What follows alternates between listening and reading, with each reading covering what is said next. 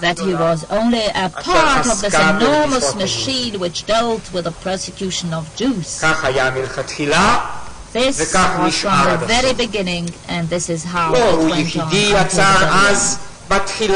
not the only one to set up this machinery of Nazi persecution, which brought hundreds of thousands of Jews to escape in a hurry from the Reich and from the annexed territories. With him there were tools, and there was the wicked regime, because without them he could not have succeeded in this implementation of this plan. The rules of evil, the concentration camps, all this army of torturers advanced his activities and aided his plan. What they all did together is to create the conditions from which the Jew fled. All this apparatus of administration and organization to expedite and accelerate the fleeing of people from the countries where they lived in, where their ancestors lived for ages before them, was a network of acts of crime.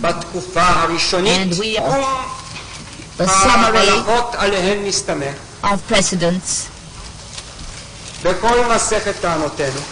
In all my summing up, we printed whole parts of these basic rules, one in a language understood by the counsel for the defense, and 3 copies to the court.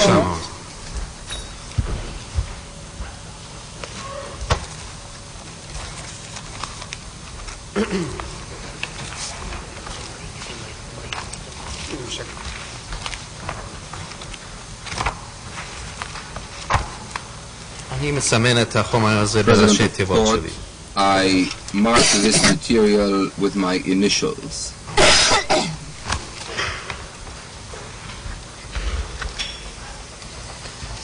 כן. את ההלכות על דיני הראיות ימצא בית המשפט. Rules about evidence will be found on the last pages of this material submitted. כלל יסודי בדיני הראיות basic rule in the law of evidence מתיר להציג מסמכים שנעשו על ידי פקידים רשמיים תוך מילוי תפקידם הרשמי כהוכחה למעשים או למאורעות המתוארים בהם וזהו אחד החריגים המקובלים מן הכלל של עדות שמיעה ירסרו. President of Court, what page is this that you are quoting from, sir? אני מצטט מעמודים 42 ואילך של החומר המשפטי. and onwards of the legal material submitted. President of Court, thank you.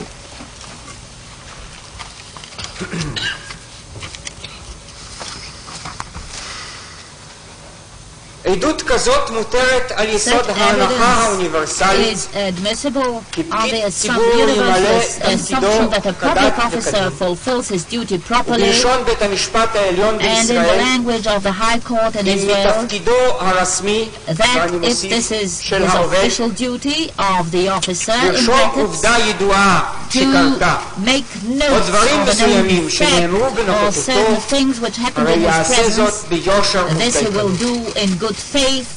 חובה רשמית זו היא שמהווה איתו ערובה חשובה ומספקת לנאמנות הדברים שנרשמו במסמך הרשמי הנידון והיא המצדיקה קבלת עדות שמיעה בעוד פסק הדין הישראלי דן בחובה סטטוטורית שכן הייתה זו חובתו של אותו פקיד לערוך והיא שעניינה את בית המשפט באותו מקרה נמצא הכלל במלוא היקפו והוא יגמור על דיני ראיות ערך 5 סעיפים 1630 ואילך ואנו paragraph 1630, and we beg to refer to this Wigmore's 5th volume, and this until page 1632, as well as pages 513 and 516. It transpires from the subsection that this is a clear rule and applies wherever a public officer is required by statute or by the very duty he fulfills to draw up documents regarding acts, events, commencing whilst he is in office. An additional result is that with regard to documents prepared by official employees in the course of their duties, there exists the assumption not only with regard to the correctness of the statements in the document, but also with regard to the authenticity of the document itself. And this in those cases where the documents were kept in official custody and found there. Therefore, the conclusion is that with regard to the document which contains the minutes of the meeting with Heydrich, as with regard to many other documents submitted here, there exists the assumption, on the strength of the laws of evidence, that the statements in the document serve as proof for the authenticity of and veracity of the contents, and the onus of proof is on the accused to persuade and convince the court that the documents lie, whereas he himself speaks the truth.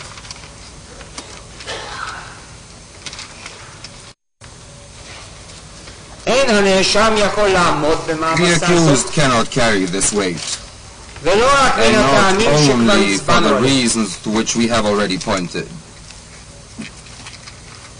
In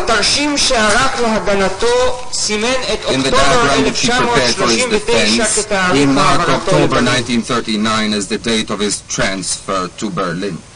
This very same, or approximately the same date, was mentioned in the timetable which he prepared for the defense, and which the defense is about to submit, and we have received a copy of it.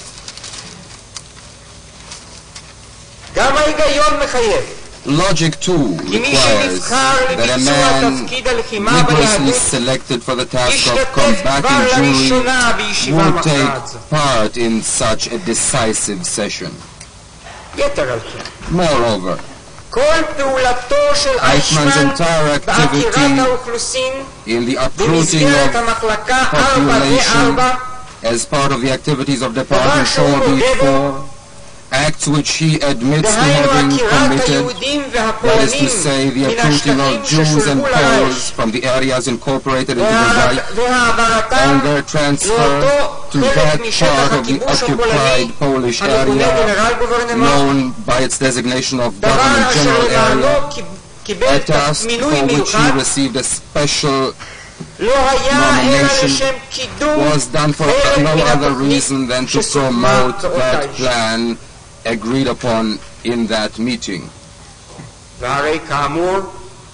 And as I have pointed out, he confessed and admitted in the cross-examination that he had directed all of this relocation work, and that the experience which he gained in his work in Vienna prepared him for this duty.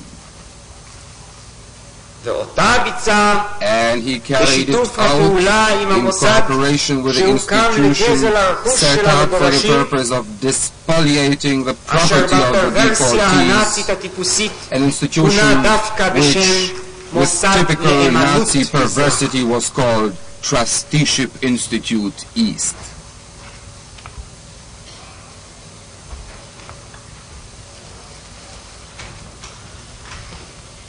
The horrors of these mass deportations into the Government General Area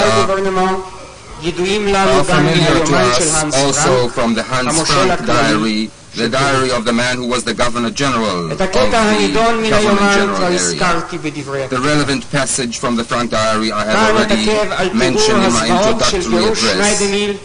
May I here only stress the horrors of the Schneidermeal deportation as determined in the report presented by a joint Jewish-Polish committee which acted in cooperation with the Red Cross and with the Quakers, with the Friends Society. The deportees were not permitted even to take one single suitcase with them. Handbags were taken away from women. Many men were deprived of their overcoats. They were taken to 3 villages, Piasko, Gruski, and Bershicha, a distance of 25 to 30 kilometers from Lublin. There they had to wait for the Stettin deportees, that is to say, to those of them who survived. And there is where the death march commenced. Men, women, and children marched on foot in temperature of 22 degrees Celsius below zero in snow-covered roads. Out of 1,200 people deported from Stettin, 72 remained alongside the way, and most of them died.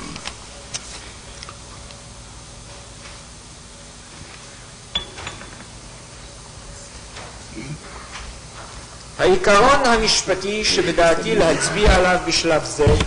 legal principle to which I want to point now, a principle which has far-reaching consequences with regard to the part played by the accused in the complex of crimes described in the indictment. This is the principle of conspiracy.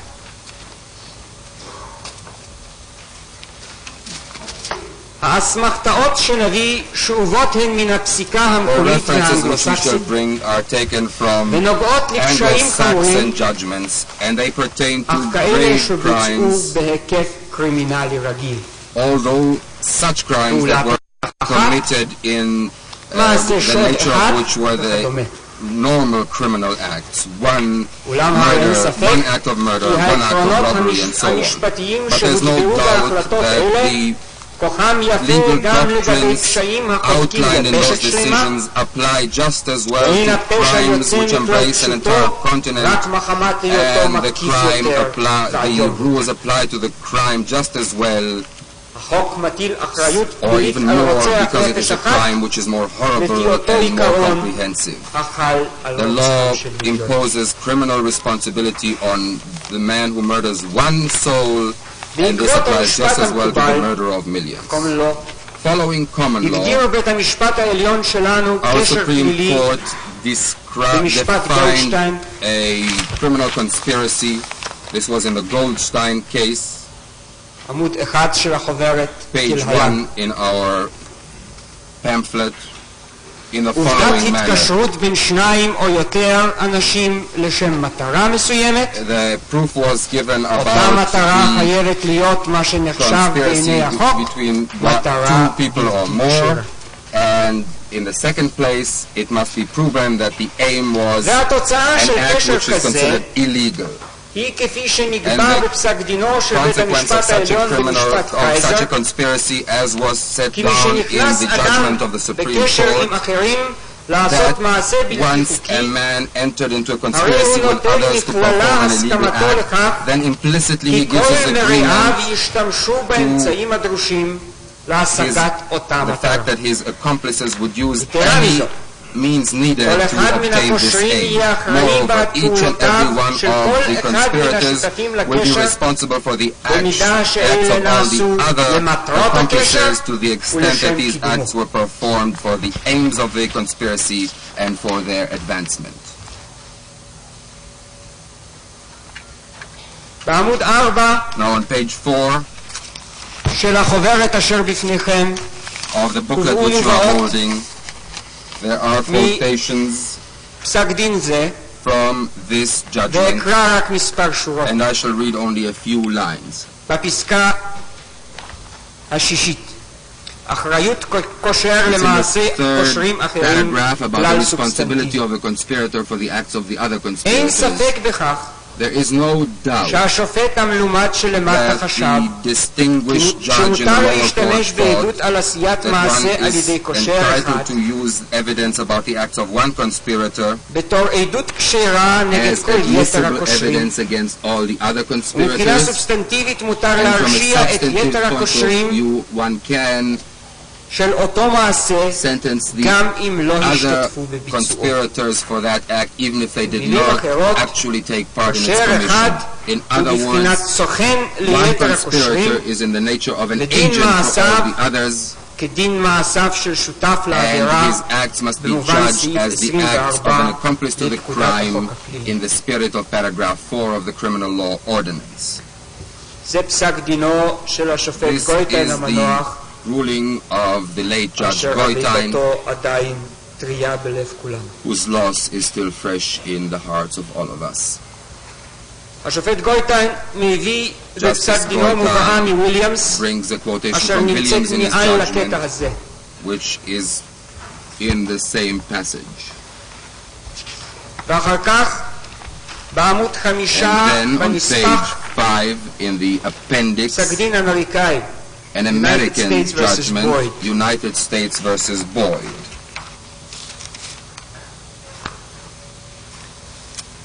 The principle which underlies and controls cases of this character is the elementary and very familiar doctrine,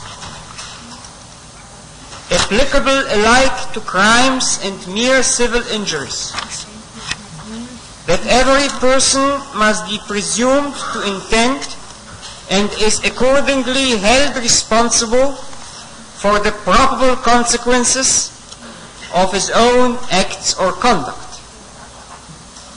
When therefore one enters into an agreement with others to do an unlawful act, he impliedly assents to the use of such means by his co-conspirators as are necessary, ordinary, or usual in the accomplishment of an act of that character.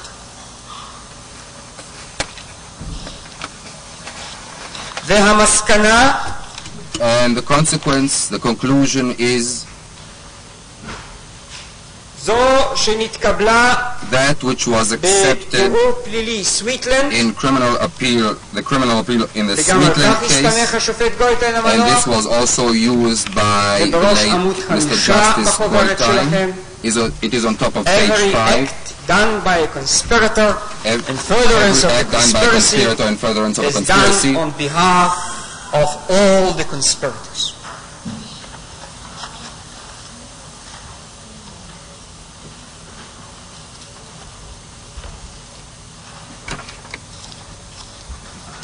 לפיכך, For that reason, כפי שנקבע בפסק דין גולדשטיין as וקייזר, the Goldstein and Kaiser judgments show, כל שותף לקשר each accomplice to a ובבחינת conspiracy, each סוכן partner to a ליתר conspiracy הקושרים, is an agent for the other ודין מעשיו conspirators, כדין and מעשיו של שותף לעבירה. his acts are of the same nature as the acts of all of his ההלכה partners. היסודית זאת בדיני This הקשר הפלילי basic doctrine in the law הפכה of במשך criminal הזמן conspiracy גם לעיקרון של has in דיני the course of הראיות, time become a principle in the law of וניתן evidence, להשתמש בעדות and one can use על מעשיו של evidence קושר אחד about the נגד קושרים acts of אחרים one לשתי conspirator מטרות. against the acts of others for two ראשית לשם purposes. הוכחת עצם First קיומו of של all, הקשר to prove the very ומטרתו, existence of the conspiracy and its object, ושנית and להוכחת secondly, המסקנה של האחריות הפלילית the של conclusion כל of the אחד criminal מן הקושרים, responsibility of each and every one of the ובלבד conspirators, שנתמלאו הדרישות on condition אשר מונה that the ההלכה requirements לקיומו enumerated של in the הקשר doctrine are fulfilled. הלכה זאת, This במידה שהיא doctrine, נוגעת to the לדיני extent that it ראיות, pertains to the law of evidence, דהיינו לשימוש that is to שאפשר say, לעשות for the application which בהוכחת can be מעשיו made של קושר אחד of נגד proof אחרים, of the acts of one conspirator against those of עולה the גם others, מפסקי דין also נוספים. derives from other וביניהם judgments, פסק דין אמורי, including the Amuri 2 judgment. בחוברת, It is on page 2 of this booklet. It speaks about a pact made among the conspirators, and I quote from the judgment. Once this unholy alliance was concluded and all the conspirators have agreed among themselves, they become criminal Siamese twins which are no longer separable. To put it differently, the criminal conspiracy comprises a perfect crime by itself, even when nothing is done in fact to further or carry out the criminal objective. However, once an act was committed as a result of this conspiracy, and for the furtherance of the criminal objective for which the conspiracy was done, then each and every one of the band of accomplices will carry responsibility for this act. There is no need, in fact, for the conspirators to know each other, as was determined by the Supreme Court in the Shokron case. This is on page 1 of the booklet.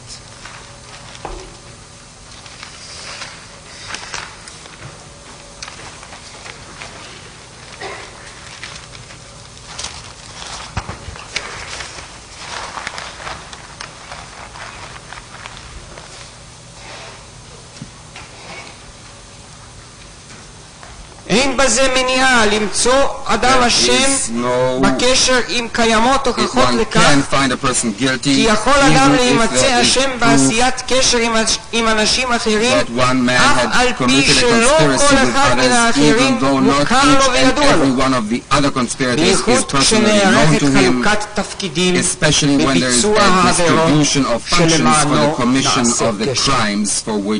This conspiracy was designated. In the book of Williams there is a following quotation. Need not have met or communicated with each other, for all save one may have been enrolled by a single originator, or they may have been enrolled in a chain. Interpreters remark the first words were the conspirators. כל הדרוש All that is needed is to prove the agreement of the conspirators, and this can be done by showing that they were avowed partners to a pact for carrying out the agreed action by coordinated work. And this is a quotation from Kenny, volume 17, page 391. Sometimes the conspiracy applies to a predetermined period or for a single act.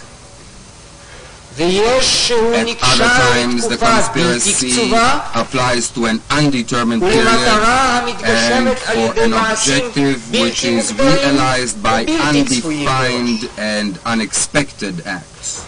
From a juridical point of view, such a conspiracy too remains in force as long as the criminal objective was neither attained, foiled, or abandoned. And each and every one of the conspirators must perforce remain a partner to the conspiracy unless positive proof was brought for his desertion of the conspiracy. I have here employed the language used by Mr. Justice Agranat in the Feruti case. This is on page 5 of the booklet. It is a majority judgment, but I believe that the two judges who dissented from the majority opinion did not dissent from the principle which was set down in that ruling. This is also the doctrine in England, as we see in Kenny, volume 17, edition 17, page 396.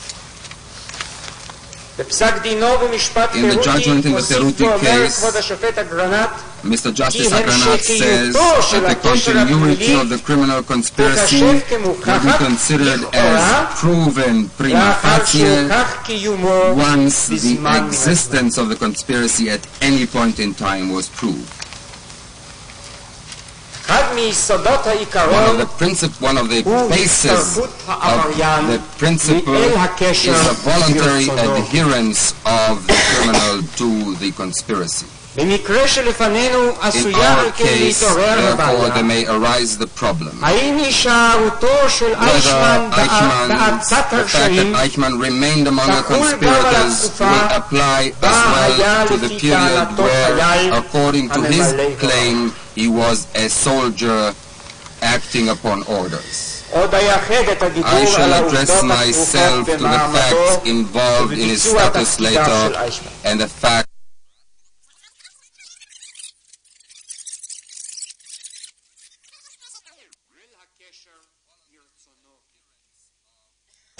to the conspiracy. In our case, therefore, there may arise the problem. Whether the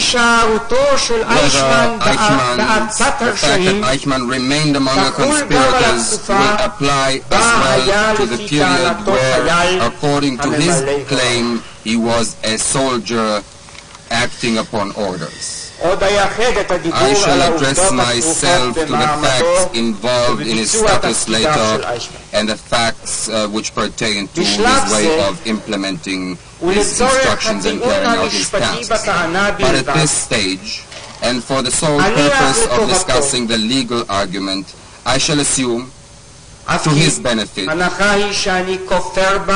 this is an argument which I dispute very strongly, that he was subject to military authority of which he was not free to extricate himself.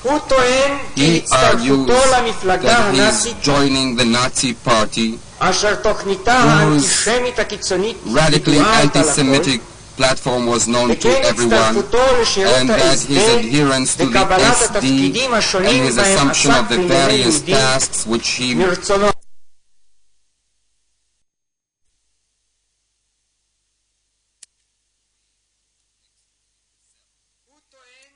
argues that his joining the Nazi party, whose radically anti-Semitic platform was known to everyone, and that his adherence to the SD and his assumption of the various tasks which he performed in Jewish matters were the results of his free will. In his cross-examination, he said that the only front in which he was active was combat against the Jews. And how he did this in the first stage, I have already described in a general way. President of court, there was something of an argument that he entered the SD by mistake. Mr. Hausner, yes, he argued that, but this was in the period in any event before the war began, and it was certainly not in a military formation, and certainly not under some kind of compulsion or duress, which did not give him room to get transferred elsewhere. But he says in the time of the war, when he was under military discipline, he was not in a position to evade his duties. We shall therefore discuss both periods separately.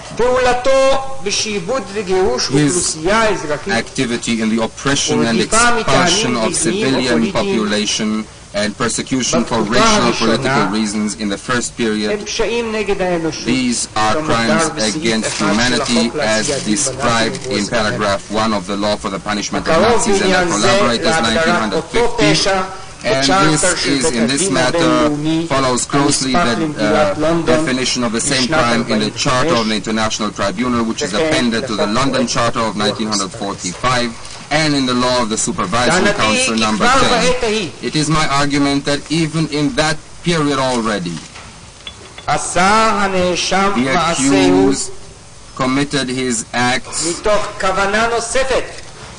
with the additional objective of harming the Jewish people and exterminating it at least partially.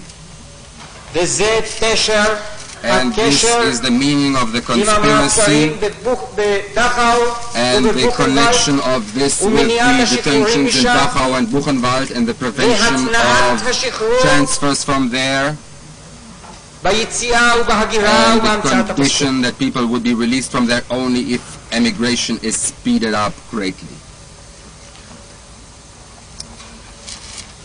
הנאשם טוען כי שעה שהגופים הסוממים עברו לשיטות אחרות, that when the local authorities adopted other methods, his heart was not in it, and that from that time onwards he was forced by orders to perform all of these acts and was bound by his oath to his leader and to the flag. It is obvious that if he remained a willing accomplice to the extermination plan, then he is responsible for the acts of his accomplices everywhere. By virtue of the law of conspiracy, this is like a person who joins a band of thieves whose objective is to perform normal and ordinary thefts. But one day, the chief of the gang decides that firearms should be used, and in the course of one theft, a guard is killed, then no one will dispute that all members of this gang who remained inside after it was decided to use firearms, and even those who have auxiliary duties such as people who prepare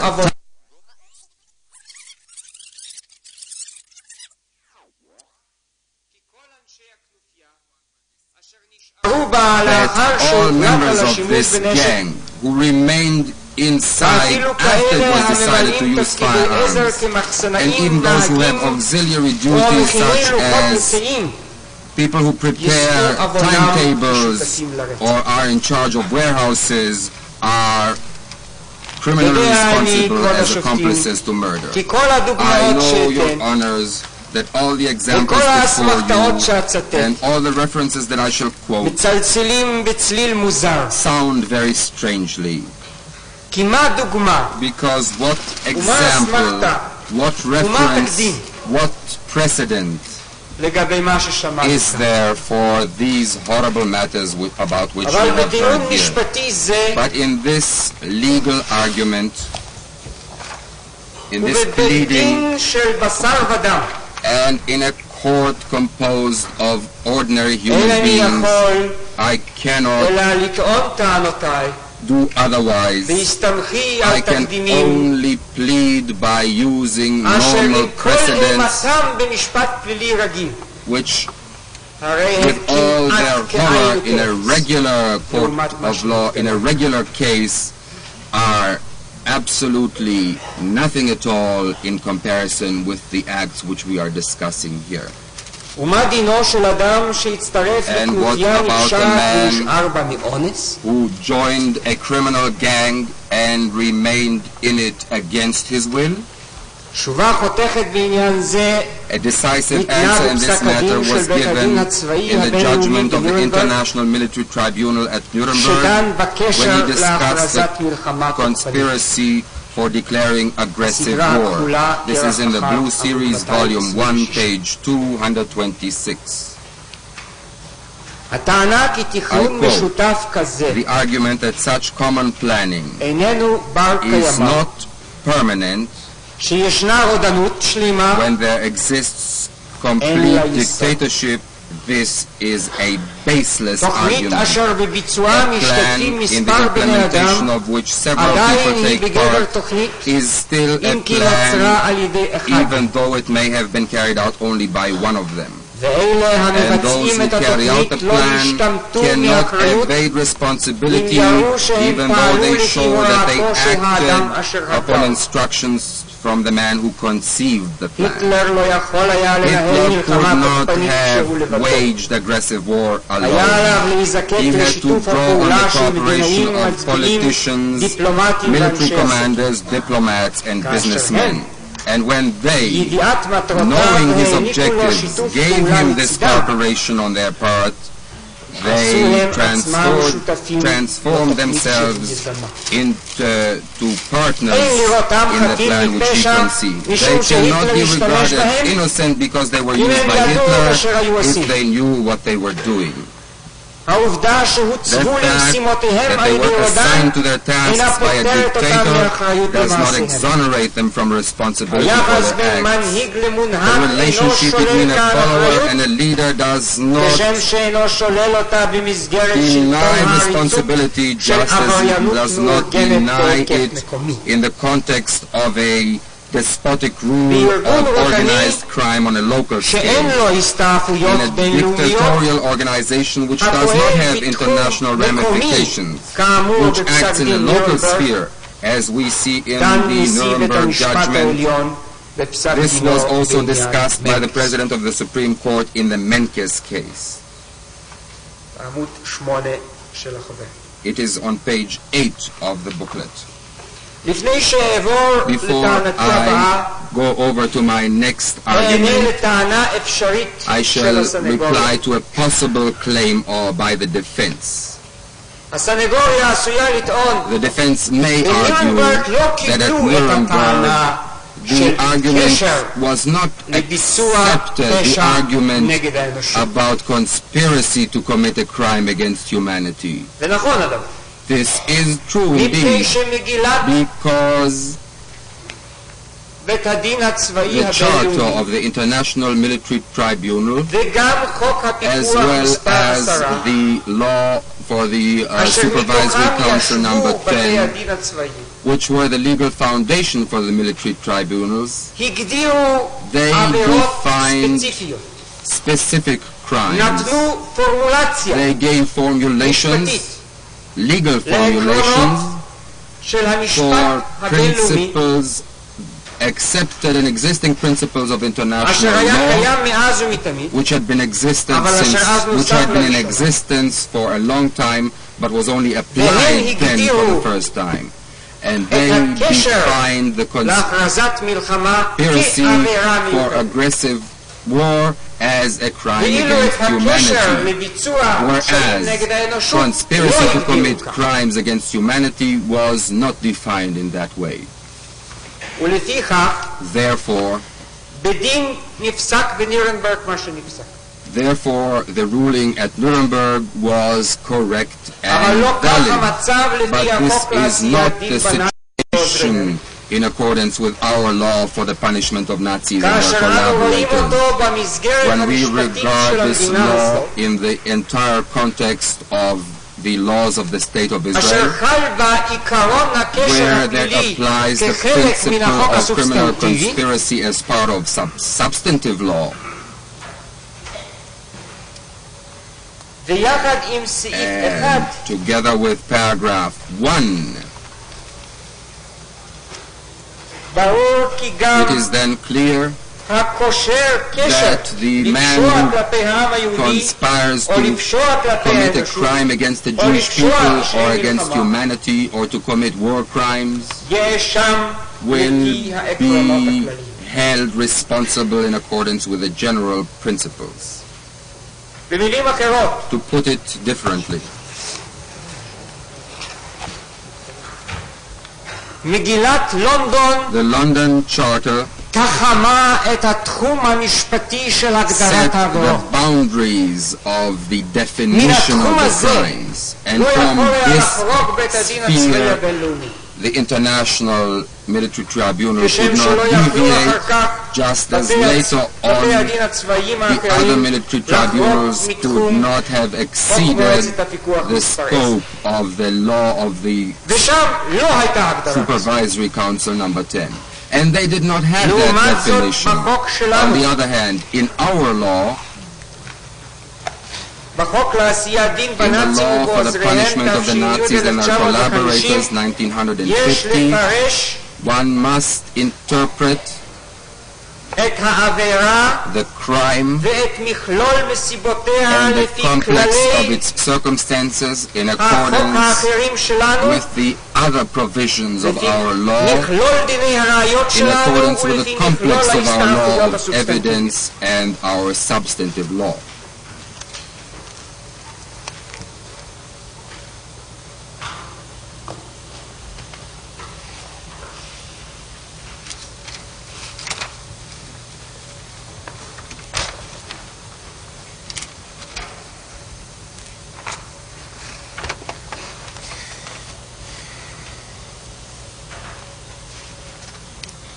וכפי שבית המשפט ימצא And as the בעמוד court 5 will של החוברת, find on page 5 of the booklet, בסיומו של פסק דין קייזר, at the end of the Kaiser judgment, Mr. Justice Deutan said, one last remark in this question. In point of fact, the substantive principle mentioned above does not constitute a revolutionary innovation with regard to the principle of proof, which states that testimony against one of the conspirators will serve as evidence against the other conspirators, because the second conspirator will be convicted on the basis of the responsibility of the first one, and the final result is the same. Therefore, the learned judge was right in convicting each one of the appellants on counts in the indictment, even though the active complicity of each one of them in the commission of a specific offense had not been proved.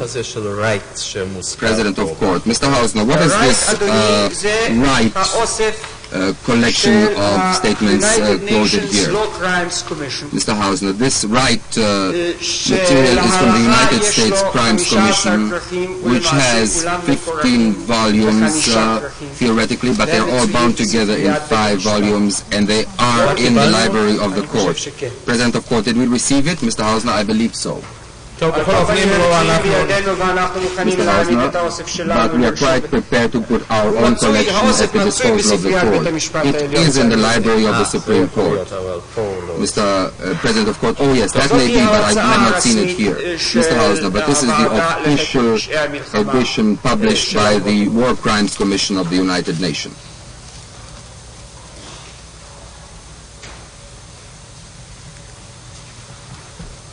As for the oath which required boundless loyalty to Adolf Hitler, Judge Musmano, in his judgment concerning the concentration camps, said the following. This is in the Green Series, Volume 5, page 1161.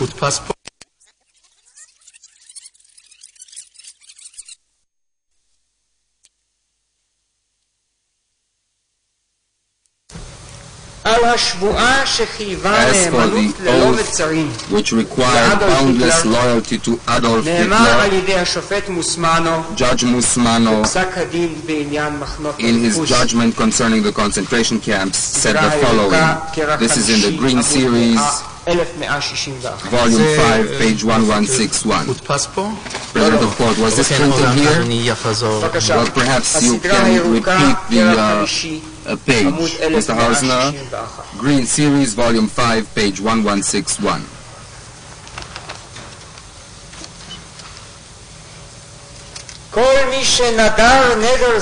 Each and every person who took this oath surrendered his personality, gave up the right of individual judgment and self-criticism, threw to the winds his understanding, and exposed himself to the winds of moral irresponsibility. This was the poisonous root which brought forth the tree under whose branches the horrible crimes were perpetrated.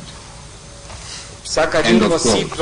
The judgment goes on to add that this oath of loyalty by itself is an act of sacrilege and a base crime, and cannot serve either as a justification or an explanation for the crimes which were perpetrated by virtue of this alleged loyalty. And to conclude this part, and in order to avoid any doubts, to preclude any doubts, I would like to say at this stage that the judgment of the military appeals court in the Kafir Qasim matter offer against the chief military prosecutor, page 9 in our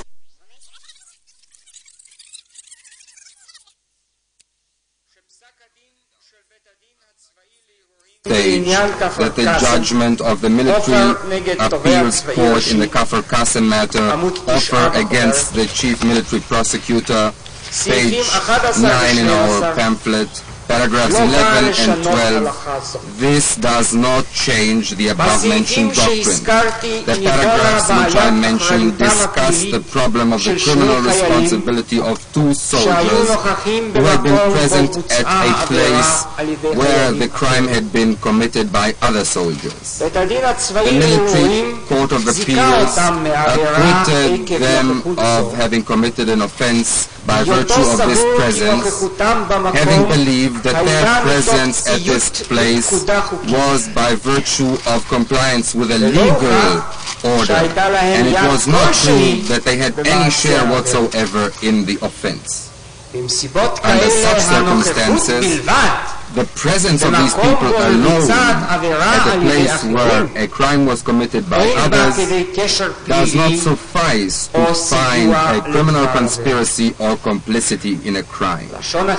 In other words, as long as soldiers act upon a legal order, one cannot maintain that they were partners in a criminal conspiracy.